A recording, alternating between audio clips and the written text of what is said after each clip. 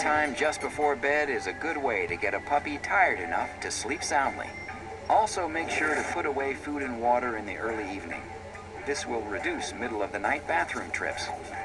It's also a good idea to encourage an elimination before bed.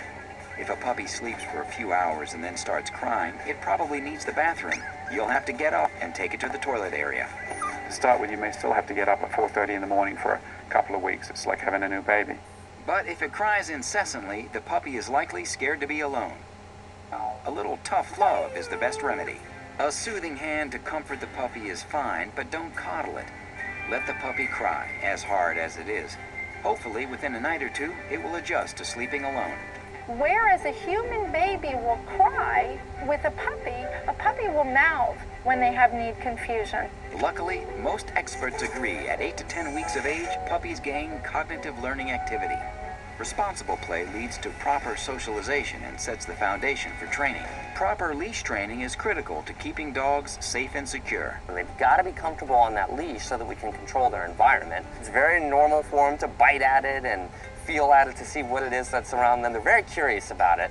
What we don't want to do is pull on that leash initially. This sound means, good dog, I like what you did, you win a prize. Always call them in a happy voice. The crazier you act, the happier you act, the more likely they're gonna come to you. Very important to incorporate visual and verbal signals with stay. Stay. 1, 2, 3.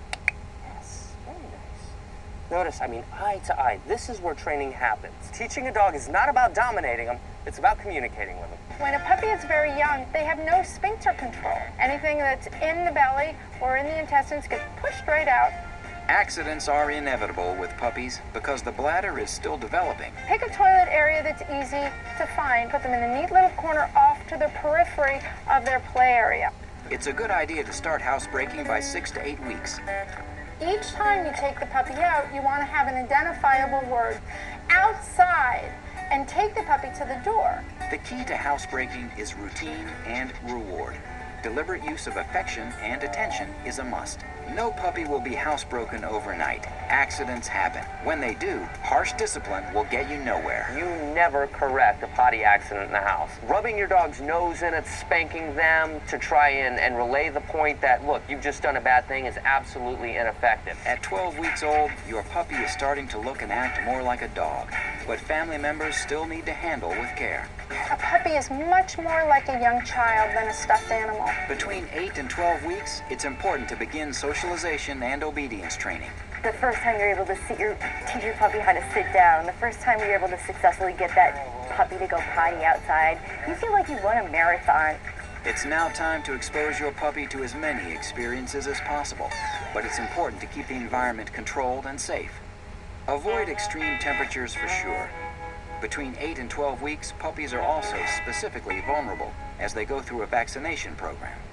Make sure that any dogs you introduce were healthy and vaccinated. Every puppy is unique, and some breeds develop quicker than others. But in general, at 8 to 12 weeks, puppies are specifically vulnerable to diseases.